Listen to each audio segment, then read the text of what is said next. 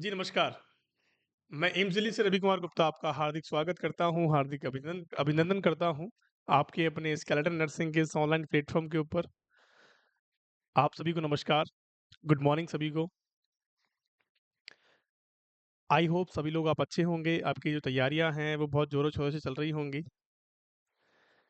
फटाफट से सारे बच्चे जुड़ जाइए, ताकि हम अपनी क्लास को स्टार्ट करें।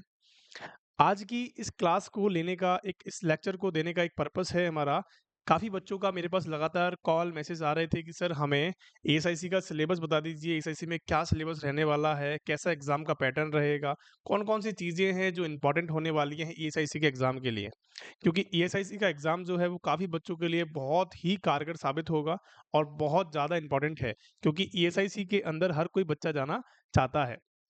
जाना चाहता है, नहीं चाहता है कि सर हर कोई बच्चा जो गवर्नमेंट में लगा हुआ है, जो ऑलरेडी गवर्नमेंट में है, जो एम्स में है, वो सारे बच्चे ईएसआईसी के अंदर जाना चाहते हैं। ये बात आप सभी को पता है। तो उसी चीज़ के रिगार्डिंग आज की इस वीडियो के अंदर हम बातें करेंगे। कौन-कौन सी बातें इंपॉर्टेंट होंगी, उन सब के बारे में मैं आपको बताऊँगा कि ईएसआईसी का एग्ज़ाम कौन करवा रहा है, क्या उसका सिलेबस रहने वाला है, कैसा उसका पैटर्न रहेगा, कितने क्वेश्चंस उसके आने वाले हैं, कितना कौन-सा पार्ट उसका इम्पोर्टेंट है, कौन-सा सिलेबस जो है वो रहने वाला है, उन सब चीज़ों के बारे में आज सारे डाउट्स आपके क्लियर कर दिए जाएँगे। तो आपको वीडियो को अंत तक देखना है, 20 से 8 15 से 20 मिनट की ये वीडियो होगी, उसके अंदर सारी चीज़ें आपको एक-एक चीज़ें आपको ईज़िली समझ में आ जाएगी। आगे बात समझ में और इसके लिए भी हम क्लासेस लेके आएँगे आपके ऊपर यूट्यूब के ऊपर, सारी चीज़ों के ऊपर हम क्लासेस लेके आएँगे। आपको बिल्कुल भी घबराना नहीं है, भटकना नहीं है इधर-उधर, चीज़ें आपकी आसान करी जाएँगी स्केलेटन नर्सिंग के इस प्लेटफ़ॉर्म के ऊपर। चलिए आज की इस वीडियो के अंदर हम बात करते हैं ईएसआईसी का पैटर्न क्या रहने वाला है, सिलेबस के बारे में हम इस बार में बात करते हैं। सबसे पहली चीज़ आपको ये याद रखनी है कि सर ईएसआईसी का जो पैटर्न है, ईएसआईसी का आप सभी को पता है कि ईएसआईसी का जो पैटर्न है, वो कौन करवा रहा है? देखो ईएसआईसी ईएसआईसी की अगर मैं आपसे बात करता हूँ कि ईएसआईसी का जो एग्ज़ाम है वो कौन कंडक्ट करवा रहा है इस साल? इस साल भैया कौन करवा रहा है कि सर यूपीएससी करवा रही है। कौन करवा रहा है कि सर यूपीएससी कंडक्ट करवा रही है। अब ये चीज़ तो आपको थोड़ा बहुत ज़रूर आइडिया होगा कि सर यूपीएससी अगर कंडक्ट करवाती है, एक यूपीएससी अगर आप देखोगे तो एक ब्रांड है, अपने आप में एक ऐसा इंस्टीट्यूट है जो कि इतने अच्छे लेवल की एग्ज़ाम्स को क्रैक करवाता है, इनके इतने अच्छे से एग्ज़ाम को कंडक्ट करवाता है तो पेपर लीक का तो कोई सवाल ही नहीं होता है।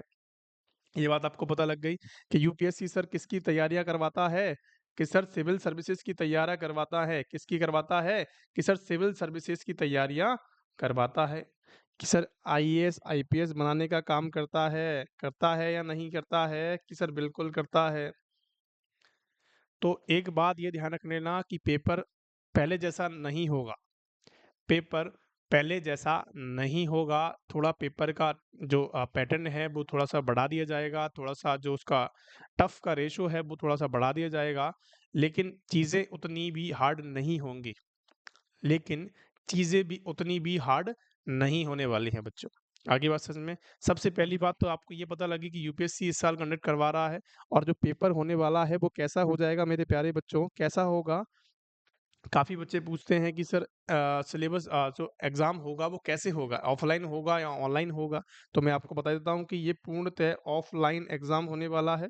ऑफ़लाइन एग्ज़ाम के अंदर आपको ओएमआर शीट दी जाएगी।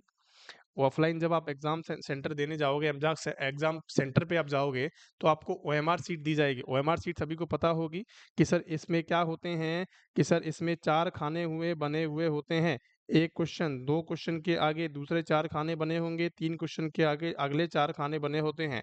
ये हमारी ओएमआर शीट होती है प्यारे बच्चों। और जैसे ही ओएमआर शीट के अंदर क्या होता है कि ओएमआर शीट के अंदर सबसे ज़्यादा गलती होने के चांसेस होते हैं। सबसे ज़्यादा गलती कहाँ होती है मेरे प्यारे बच्चों? ओएमआर शीट के अंदर होती है। ओएमआर शीट के अंदर गलती क्यों होती है? मैं आपको बताता हूँ। क्या होता है कि एक स्टूडेंट के पास पहले ही कम टाइम होता है। स्टूडेंट के पास कितना टाइम होता है बच्चों की पहले ही कम टाइम होता है, क्वेश्चंस का ओवरलोड बहुत ज़्यादा होता है, माइंड में प्रेशर बहुत ज़्यादा होता है। उसकी हड़बड़ी में उसी की हड़बड़ी में क्या हो जाता है क्वेश्चन को गलत करने का मौका मिल जाता है। क्वेश्चन को गलत होने का मौका मिल जाता है। आपने क्वेश्चन को लगाया, आपने क्या किया कि अपने क्वेश्चन पेपर आपने पढ़ा, क्वेश्चन पेपर आपने पढ़ा, आपने पहला क्वेश्चन का लगा दिया आंसर ए आंसर आएगा, दूसरे का बी आंसर आएगा, तीसरे का सी आंसर आएगा, चौथे का डी आंसर आएगा। आपने ये सारी चीज़ें लगा दी, ठीक है? अब आप क्या करोगे कि 50 क्वेश्चन करने के बाद अपनी ओएमआर शीट को भरना है। आप 50 क्वेश्चन करोगे, फिर ओएमआर शीट को भरोगे। अब जैसे ही आप भरते हो, तो कहीं न कहीं आपकी अगर एक भी क्वेश्चन गलत होता है, अपनी राह से भटक जाता है कि आपने फर्स्ट में ए भरना था, आपने बी भर दिया। आपने फर्स्ट में ए भरना था लेकिन आपने बी भर दिया या फिर आपने सी भर दिया, तो क्वेश्चन क्या हो जाएगा? क्वेश्चन की जो सीरीज होती है वो गलत हो जाती है। क्यों हो जाती है? क्योंकि इसके अंदर आपको प्रेशर की वजह से चकाचौंध आपको देखने को मिलती है। आप जब छोटे-छोटे गोलों को आप देखोगे ओएमआर शीट के अंदर, तो आपको एक क्या हो जाएगा? डिप्लोपिया देखने को मिलेगा। डबल विज़न आपको देखने को मिलता है नहीं मिलता है, क्योंकि ये मेरे साथ हो चुका है। ये राजस्थान सीएचओ का जब मैं एग्ज़ाम दे रहा था अपने टाइम में, तो मेरे साथ ये सारी चीज़ें हो चुकी हैं, इसीलिए मैं आपको ये सारी चीज़ें वापस से बता रहा हूँ। ठीक है बच्चों, तो आपका जो एग्ज़ाम होने वाला है, इस पे भी हम एक लेक्चर लेंगे कि ओएमआर शीट को कैसे भरना चाहिए, किस तरीके से भरना चाहिए, क्या हमें नहीं करना चाहिए, उसके ऊपर हम एक वीडियो बना के आपको अपलोड करेंगे। ठीक है बच्चों? सबसे पहली बात तो हमने देखा कि बच्चों हमारा जो यूपीएससी का जो हमारा एएसआईसी का एग्ज़ाम है, वो यूपीएससी कंडक्ट करवा रहा है। दूसरी बात हमने देखा कि सर ओएमआर शीट के थ्रू होगा, ऑफलाइन एग्ज़ाम होने वाला है। ठीक है? और क्या-क्या चीज़ होगी बच्चों कि इसकी जो पोस्ट आपको देखने को मिलेगी, मैंने आपको बताया था कितनी पोस्ट होंगी बच्चों इसकी, सर 1930 आपकी पोस्ट देखने को मिलती हैं। कितनी पोस्ट देखने को मिलती हैं कि सर 1930 पोस्ट देखने को मिलती हैं। लेकिन अब आपको क्या लगता है कि ये कम पोस्टें हैं या ज़्यादा पोस्टें हैं? मेरे मेरे मायने में ये बहुत ज़्यादा पोस्टें हैं। मेरे मायने में ये बहुत ज़्यादा पोस्टें हैं। अब मैं आपसे बात करता हूँ, मेरे पास एक बच्चे का कॉल आया और मेरे पास एक बच्चे का कॉल आता है और कहता है कि सर इतनी सी ही वैकेंसीज़ आई हैं एएसआईसी के अंदर, हमने तो सोचा था 5000 प्लस वैकेंसीज़ आएँगी। बच्चों, मैं आपसे हमेशा कहता हूँ, हमें सिलेक्शन के लिए 1900 या 5000 पोस्ट की ज़रूरत नहीं है। हमें सिलेक्शन के लिए 1900 या 5000 पोस्ट की ज़रूरत नहीं है। हमें सिर्फ़ सिलेक्शन के लिए कितनी पोस्ट की ज़रूरत है कि सर एक ही पोस्ट की ज़रूरत है। किसकी पोस्ट की ज़रूरत है? कितनी पोस्ट की ज़रूरत है बच्चों? कि सर हमें एक ही पोस्ट की सिर्फ़ और सिर्फ़ ज़रूरत है। और वो हमें कैसे भी करके निकालनी है, हमारा पढ़ाई करके निकालनी है, हमारे संघर्ष करके निकालनी है, हमें मेहनत करके निकालनी है। कैसे भी करके नौकरी लगनी है और एक पोस्ट के ऊपर बैठ जाना है। आगे बात समझ में? बहुत बढ़िया। ये आप सभी को पता है कि इसकी जो एग्ज़ाम डेट होने वाली है, कि सर इसकी जो एग्ज़ाम डेट होने वाली है वो क्या होगी प्यारे बच्चों? आप सभी को पता है या नहीं पता है? कोई जो इसकी एग्ज़ाम डेट होने वाली है, ये आपको पता है कि 7/7/2024 इसका एक एग्ज़ाम डेट रखा गया है। एग्ज़ाम डेट रखा गया है 7 जुलाई 2024 को ये एग्ज़ाम होने वाला है बच्चों। बिल्कुल भी टेंशन नहीं लेना है कि कैसे इस एग्ज़ाम की हम तैयारी करेंगे, कैसे हमें सिलेक्शन होगा, किस तरीके से हमें पढ़ाई करनी है। हम आपके बिल्कुल साथ हैं, आपको बिल्कुल घबराने की ज़रूरत नहीं है। सारे के सारे क्वेश्चन आंसर्स की सीरीज़ जो आपको दे दी जाएगी, सारे के सारे क्वेश्चन आंसर्स यहाँ पे रोज़ क्लासेस ली जाएँगी। हम आपको बताएँगे कि कौन-कौन से सिलेबस के अंदर, कौन-कौन सी चीज़ों के अंदर सबसे ज़्यादा क्वेश्चन्स आने वाले हैं, उन चीज़ों के बारे में बताऊँगा। अब काफ़ी बच्चों का सवाल होता है कि सर पेपर का लेवल कैसे होने वाला है? पेपर का लेवल क्या होने वाला है? कि पेपर का लेवल, जैसे कि हम बात करते हैं कि जो ओल्ड पैटर्न था, ओल्ड पैटर्न की मैं आपसे बात करूं तो 100 क्वेश्चन तो हमारे किसके होते थे बच्चों कि 100 प्लस 25 क्वेश्चन का पेपर होता था, मतलब कि 125 क्वेश्चन का पेपर हुआ करता था। ठीक है, जिसमें से 100 क्वेश्चन नर्सिंग वाले होते थे और 25 क्वेश्चन किसके होते थे? हमारे जीके वाले, या फिर हम कह सकते हैं नॉन नर्सिंग पार्ट के होते थे। कैसे होते थे कि सर नॉन नर्सिंग पार्ट के होते थे। तो लेकिन अभी जो न्यू पैटर्न आया है, जो यूपीएससी करवा रहा है बच्चों, वो न्यू पैटर्न के थ्रू अपनी गाइडलाइन उसने निकाली है कि सर न्यू पैटर्न के थ्रू वो क्या करेगा, अपनी एग्जाम लेगा।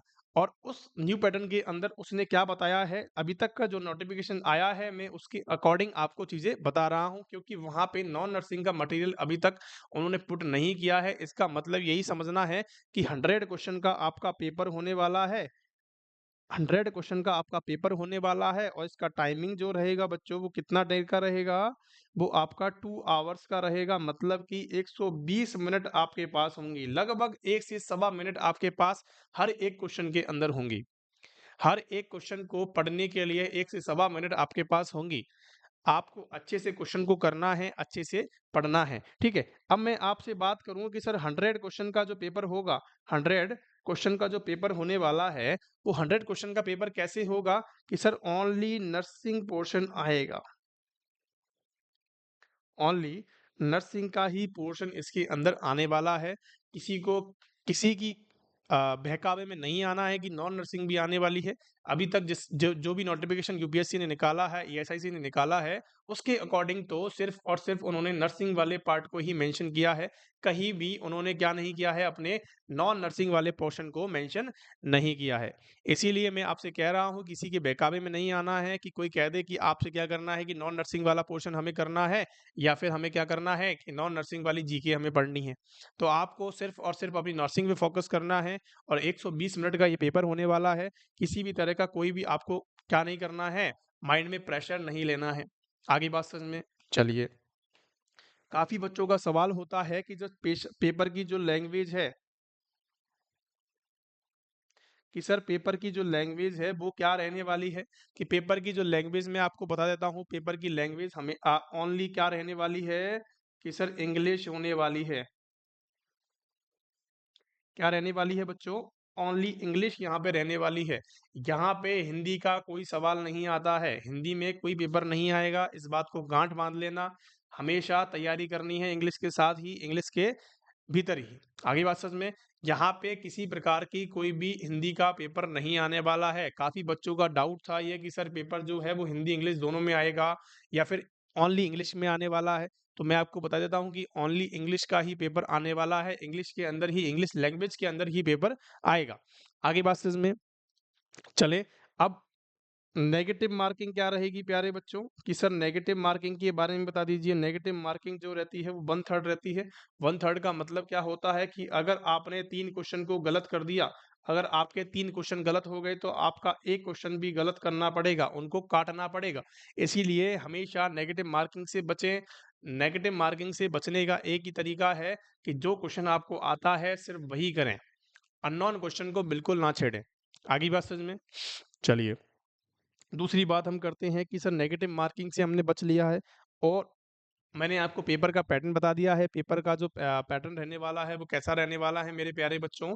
ओएमआर सीट पे ऑफलाइन पेपर होगा।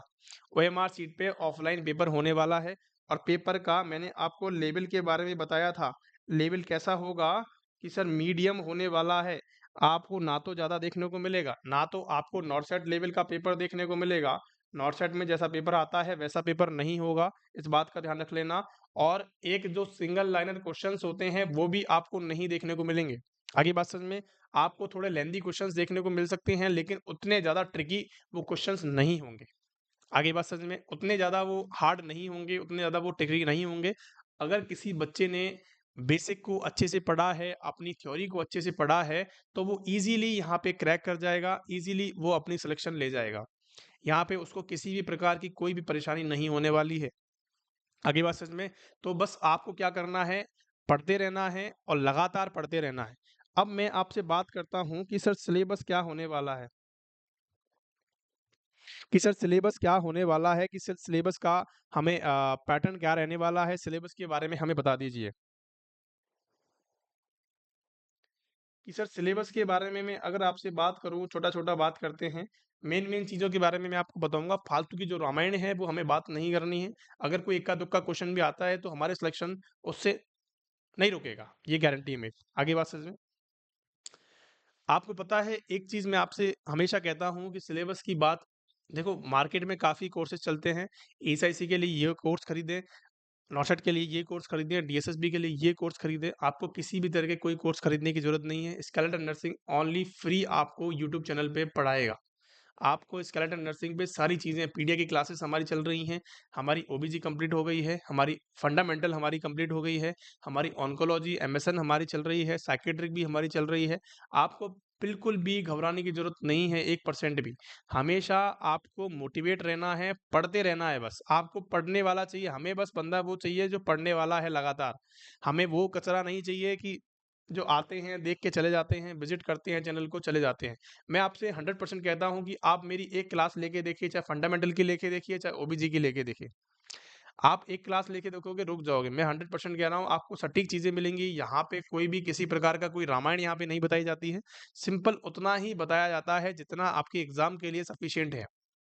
आगे बात समझ में, उतने ही मैंने नोट्स प्रोवाइड करवाए हैं बच्चों को। चलिए, हम सिलेबस के बारे में बात करते हैं। सबसे पहली चीज़ जो आपको मोस्ट इम्पोर्टेंट पे रखनी है, वो रखनी है फंडामेंटल, एफओएन। देखो एफओएन बच्चों ऐसी सब्जेक्ट है जिसका वेटेज हमेशा हर एग्ज़ाम के अंदर ज़्यादा रहता है। फंडामेंटल क्यों क्यों रहता है इसका? क्या कारण है? क्योंकि एक बात मुझे आप समझाएँगे कि आप जिस काम के लिए एग्ज़ाम दे रहे हो, क्या काम करने वाले हो एग्ज़ाम क्रैक करके? कि सर क्या काम करवाने वाले हैं आपसे? कि सर हमें जो हमारा नर्सिंग का काम होता है, हमें वही करना है और नर्सिंग के काम वाली जो हमारी सब्जेक्ट है, वो कौन-सी है? वो कौन-सी है बच्चों? फंडामेंटल है। क्योंकि क्या होती है, ये पूरी प्रैक्टिकल बेस्ड होती है। कैसी होती है? ये हमारी कोई पूरी की पूरी प्रैक्टिकल बेस्ड होती है, इसीलिए इसको प्रायोरिटी पे रखा जाता है। हमेशा इसको मैं आपको बताता हूँ कि जिसकी भी बच्चे की फंडामेंटल क्लियर है, वो 100% कॉन्फिडेंस के अंदर होता है कि मैं एग्ज़ाम निकाल लूँगा। आगे बात समझ में? दूसरी बात आपको याद रखनी है कि सर ओबीजी, ठीक है? तीसरी बात आपको याद रखनी है सीएचएन, चौथी बात आपको याद रखनी है साइकियाट्रिक, पीडिया, ठीक है? उसके बाद आपको एमएसएन पे जाना है। काफ़ी बच्चों का सवाल होता है कि सर एमएसएन के अंदर हम क्या-क्या चीज़ें पढ़ें? मैं आपसे ईएसआईसी की बात कर रहा हूँ, तो ईएसआईसी के लिए मैं आपसे कहूँगा कि सर एनाटॉमी को अच्छे से पढ़ के जाएँ, एनाटॉमी एंड फिजियोलॉजी को अच्छे से पढ़ के जाएँ। ये सारी चीज़ें इम्पोर्टेंट हैं, इन्हीं अगर आपने और इसके साथ-साथ न्यूट्रिशन की मैंने एक ही क्लास ली है, एक ही क्लास के अंदर बता दिया है सारा कुछ। उससे बाहर कोई भी इससे इसके अंदर कोई भी बाहर नहीं जाएगा। आगे बात समझ में? ये अगर किसी बच्चे ने ये सारे सब्जेक्ट को पूरा किया है, देखो मैं आपसे फालतू की बातें नहीं करूँगा कि आपको माइक्रोबायोलॉजी भी पढ़नी है, आपको बायोकेमिस्ट्री भी पढ़नी है, आपको रिसर्च भी पढ़नी है, आपको मैनेजमेंट भी पढ़ना है। ये सारी चीज़ें नहीं आती हैं मेरे प्यारे बच्चों। सिलेबस के अंदर दी गई हैं, लेकिन अगर आएगा तो 1 क्वेश्चन आएगा, 1 क्वेश्चन आएगा, 1 क्वेश्चन आएगा, 1 क्वेश्चन आएगा। इन 4 क्वेश्चन या 2-4 क्वेश्चनों के लिए अपनी मेहनत को ज़ाया मत जाने दो। अपनी मेहनत को वेस्ट मत करो, अपने टाइम को वेस्ट मत करो, क्योंकि मई स्टार्ट हो चुका है। मई के बाद जून बचता है, जुलाई बचता है, सिर्फ़ आपके पास 3 महीने या 2 महीने सॉरी, क्योंकि जुलाई के अंदर तो आपकी क्या हो जाएगी एग्ज़ाम होने वाली है। 2 महीने के अंदर आपको एग्ज़ाम लिखना है, तो मैं कहता हूँ आपको सिर्फ़ और सिर्फ़ फ़ोकस करना चाहिए इन 6 या 7 सब्जेक्ट्स पे। 1, 2, 3, 4, 5, 6 अगर आपने ये 6 से 7 सब्जेक्ट पे फ़ोकस कर लिया, तो मैं 100% दावे के साथ कह रहा हूँ कि आपका एग्ज़ाम जो है, वो कोई भी नहीं रोक सकता निकालने से। आगे बात समझ में? इन सारी सब्जेक्ट पे फ़ोकस करें, जिसमें से हम क्या कह सकते हैं कि हमारी जो फंडामेंटल वो है कंप्लीट हो चुकी है। आप वहाँ से नोट्स बनाएँ, उनके लिखें, उनको नोट्स बनाएँ अच्छे से, अपने प्यारे-प्यारे से नोट्स बनाएँ ताकि आप रिवीज़न करने में आसानी हो जाए। आगे बात समझ में? सबसे पहली चीज़ मैं आपसे कहूँगा कि मेरी फंडामेंटल की 20 से 30 वीडियोज़ हैं, लगभग 30 के अराउंड वीडियोज़ हैं। अगर आप उनको देखते हो और ज़्यादा लेंथी वीडियोज़ नहीं है और ज़्यादा लेंथी वीडियोज़ भी नहीं है, अगर आप उन वीडियोज़ को देखते हो तो मैं कहता हूँ 3 से 4 दिन में आप उन वीडियोज़ को कंप्लीट कर लोगे लिखने के साथ-साथ। फिर आपको क्या करना है ओबीजी को उठाना है, ओबीजी वहाँ से कंप्लीट करनी है, फिर आपको पीडीएफ जो चल रही है उसको कंप्लीट करना है। हमने एमएसएन जो पढ़ाई है मैंने यूरिनरी सिस्टम को पूरा पढ़ाया हुआ है। मैंने अभी ऑन्कोलॉजी हमारी चल रही है रनिंग में, तो ऑन्कोलॉजी के नोट्स भी आपको बनाने हैं, क्योंकि इम्पोर्टेंट चीज़ें जो हैं बच्चों, वो इम्पोर्टेंट ही रहेंगी। उनसे ही बार-बार क्वेश्चन पूछे जाते हैं। चीज़ों चीज़ों का आपको देखना है, चीज़ों को परखना है, क्योंकि अलग से क्वेश्चन नहीं बनता है, कोई ऐसे नहीं विदेश से क्वेश्चन आ रहा है, कोई उठ उठ के आ रहा है, कोई उठा दिया, ज़मीन से पैदा कर दिया, आसमान से निकाल दिया। ऐसा क्वेश्चन कोई नहीं होता है। क्वेश्चन आपके नोट्स के अंदर होते हैं, क्वेश्चन को भापने का तरीका होता है, क्वेश्चन को समझने का तरीका होता है। अगर किसी बच्चे ने मैं आपसे कहता हूँ कि आपनी अपनी जो थ्योरी है वो कंप्लीट करें सबसे पहले। जितना जल्दी हो सके आप अपनी थ्योरी जो है वो कंप्लीट कर लें। सबसे पहले अपनी जो थ्योरी है वो कंप्लीट कर लें। कंप्लीट करने के बाद आपको एमसीक्यूज़ लगाने हैं और जैसे ही एमसीक्यूज़ लगाने का पर्पज़ क्या होता है पता है आपको? कि आपको एक पैटर्न पता लगता है कि किस पैटर्न पे क्वेश्चन्स यहाँ से बनते हैं। इस टॉपिक से कैसे पैटर्न पे क्वेश्चन बन रहे हैं, उस क्वेश्चन पैटर्न को आपको करना है, बस। आगे बात समझ में? अब थ्योरी पढ़ने का पर्पस क्या है? थ्योरी पढ़ने का बच्चों ये पर्पस होता है कि थ्योरी से हमेशा क्या होता है कि आपकी जो बेसिक नीड है वो मजबूत होती है। आपका जो टॉपिक है वो मजबूत होता है कि कहीं से भी क्वेश्चन आ जाए, कैसा भी क्वेश्चन उठ के आ जाए, मैं इस सवाल को गलत नहीं करूँगा और वो 100% आप सही करके आओगे। ये बात मेरी गारंटी है। आगे बात समझ में? तो थ्योरी को नहीं छोड़ना है। कोई बच्चा अगर सोचता है कि मैं एमसीक्यू करके पास हो जाऊँगा या थ्योरी नहीं पढ़ूँगा तो उसकी दिमाग से निकाल देना बिल्कुल बेटा, आपके भ्रम हैं आपके दिमाग के अंदर। आपको बिल्कुल ही गलत सलाह दी गई है, किसी ने दी है जो। आपको दोनों चीज़ें पढ़नी पड़ेंगी क्योंकि जो एग्ज़ाम होता है, जो आपकी सक्सेस होती है, वो आपसे मेहनत माँगती है और वो मेहनत आपको 100% देनी पड़ेगी। अगर आप नहीं दोगे तो 100% आपका सिलेक्शन भी नहीं होगा। आगे बात समझ में? तो हमेशा पढ़ते रहना है, मोटिवेट रहना है, अपने आप को डल नहीं होने देना है। मैं आपसे कहता हूँ कि आपके 2 महीने पड़े हुए हैं अभी। अगर कोई बच्चा आज से भी तैयारी स्टार्ट करता है ना, तो मैं कहता हूँ कि 100% वो अपना अच्छा करके आएगा। आगे बात समझ में? कहीं भटकने की ज़रूरत नहीं है, किसी कोर्स को परचेज़ करने की ज़रूरत नहीं है, सारी चीज़ें आपको यहाँ पे मिलेगी। हाँ, अब मैं आपसे कुछ इम्पोर्टेंट चीज़ों की बात करूँगा। कि हमारी जो एसआईसी के लिए क्लासेस होंगी, एसआईसी के लिए जो क्लासेस होंगी, जो क्वेश्चन आंसर्स की क्लासेस हम लगाएँगे, वो हमारी सब्जेक्ट वाइज़ रहने वाली हैं। ठीक है? पीडिया के टीचर आपको पीडिया की क्लासेस पढ़ाएँगे, एफ-1 के टीचर आपको एफ-1 के टीचर जो है वो फंडामेंटल क्लासेस आपको पढ़ाएँगे। तो आपको सारी वीडियोज़ आपको देखनी है, सारी क्लासेस आपको देखनी है, ताकि कोई भी कोना, कोई भी चीज़ आपकी नहीं रहे, किसी प्रकार का आपको कोई डाउट नहीं रहे। अगर कोई भी डाउट होता है तो आप हमारे सपोर्टिव नंबर्स पे कॉल कर सकते हैं, कमेंट सेक्शन में अपना कमेंट छोड़ सकते हैं, ताकि हम आपका ईज़िली आपको चीज़ों को बता दें। आगे बात समझ में? हमारा डिस्क्रिप्शन के अंदर हमारे नंबर दिए होते हैं, सपोर्टिव नंबर्स, आप वहाँ से कॉल मैसेज करके भी बता सकते हैं। मैं आपको यहाँ पे भी दे देता हूँ 9057064291। ठीक है? आप इस नंबर पे मैसेज करें, कॉल करें, आपकी सारी चीज़ें जो हैं, आपके सारे डाउट्स जो हैं, वो आपको क्लियर किए जाएँगे। आगे बात समझ में?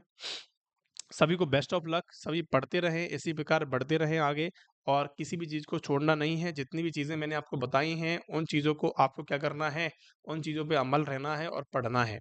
आगे बात समझ में? क्योंकि आपके पास कोई दूसरा ऑप्शन नहीं है। अगर आपकी नौकरी नहीं लगी, तो आप कहीं प्राइवेट में 12-13 हज़ार रुपए के चक्कर में धक्के खाओगे। आगे बात समझ में? तो आपको और एक ख़ास बात, जो भी बच्चा अभी जॉब करता है और जिसने ईएसआईसी का फॉर्म भरा है, तो मैं उससे कहता हूँ कि अपनी जॉब छोड़ दो 2 महीने के लिए। अपनी जॉब छोड़ दो 2 महीने के लिए। अगर किसी के घर में कोई भी परेशानी है, कोई भी अगर पैसों की प्रॉब्लम है, तो मैं उसको 2 महीने का खर्चा दे दूँगा, लेकिन आप अपनी जॉब छोड़ दो। क्यों छोड़ दो? क्योंकि आपको इस सुनहरे मौके से नहीं चूकना है। ये जो मौका है ना बच्चों आपके लिए, ये इतना इम्पोर्टेंट है कि आप समझ नहीं सकते। एसआईसी की वैकेंसीज़ ईज़िली नहीं आती हैं। अगर आपके पास 2 महीने के लिए पैसे नहीं हैं, तो मैं आपको पैसे दे दूँगा, लेकिन आपको अपने टारगेट को अचीव करना है, अपने पैरों पे खड़ा होना है।